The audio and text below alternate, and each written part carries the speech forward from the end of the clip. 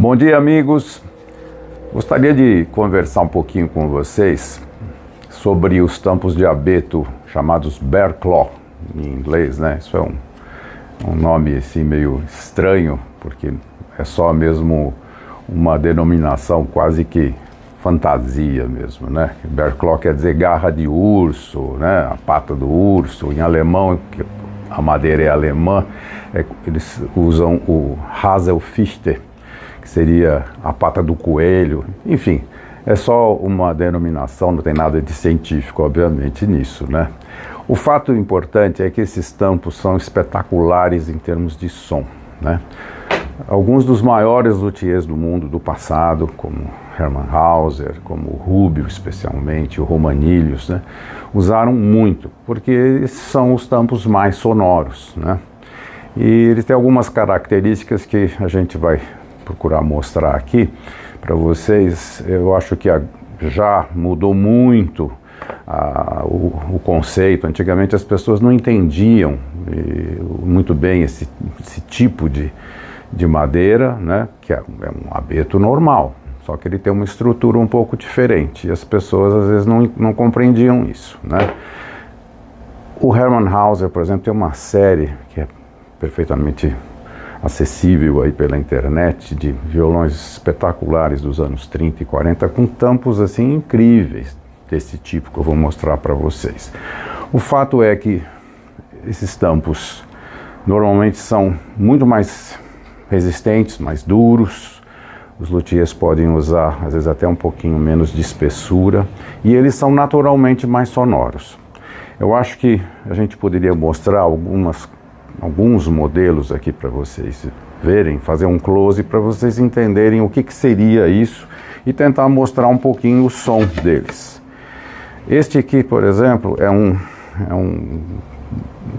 lindíssimo, lindíssimo, e com essa estrutura, isso é que a gente chamaria, né, como se tivesse sido arranhada a madeira. E esse desenho todo, que parece quase um maple, né, um flamed maple, ele vai justamente contra o veio de crescimento da madeira. Isso cria uma resistência adicional aos tampos, né, que conferem essa sonoridade especial. Para violino, para viola, violoncelo, contrabaixo, os luthiers já usam há muito tempo, né? E o violão, agora, nas últimas décadas, os luthiers vão descobrindo que essa é a madeira que dá uma sonoridade muito especial. Normalmente ele é puxado por um grave mais profundo, muito sonoro, né?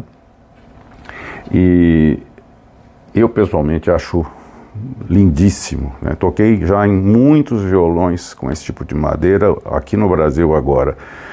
Muitos luthiers da nova geração, mesmo alguns já com muita experiência, começam a fazer os instrumentos e vão percebendo o resultado fantástico sonoro dessa madeira, né? Vou mostrar para vocês alguns tipos aqui. A sugestão é realmente experimentem esse tampo, porque vocês vão ficar surpresos, tanto para violão clássico, para o violão folk, que se usa demais essa madeira, e também para viola caipira e para o cavaquinho e para o bandolim, né? É uma madeira assim que dá realmente um rendimento acústico fabuloso. Vamos mostrar algumas aqui para vocês verem. Essa aqui eu acho lindíssima, né? Ela tem essas rajas muito profundas e, como eu falei, é um tampo duríssimo. Você pode querer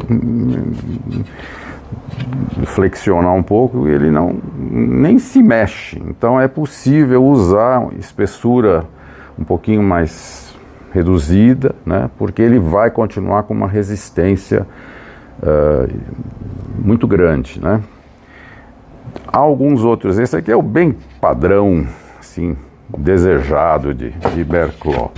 Tem outros. Esse aqui também tem um som espetacular, esparramado pelo tampo todo. Eu movimento um pouquinho para que se possa ver. Esse aqui precisaria raspar mais para...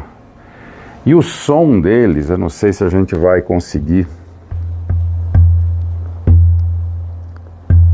mostrar, são sonoros e tem um sustain também, né?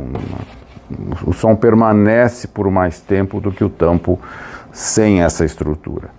Isso aqui é só uma parte dos abetos que tem, né? Eu sempre ouvi lá na Alemanha o pessoal dizer que são árvores que estão a pelo menos 1.500 metros de altura, e isso é só um percentual não muito grande dos tampos de abeto que aparecem com essa estrutura aqui. Não é uma coisa assim tão fácil, né?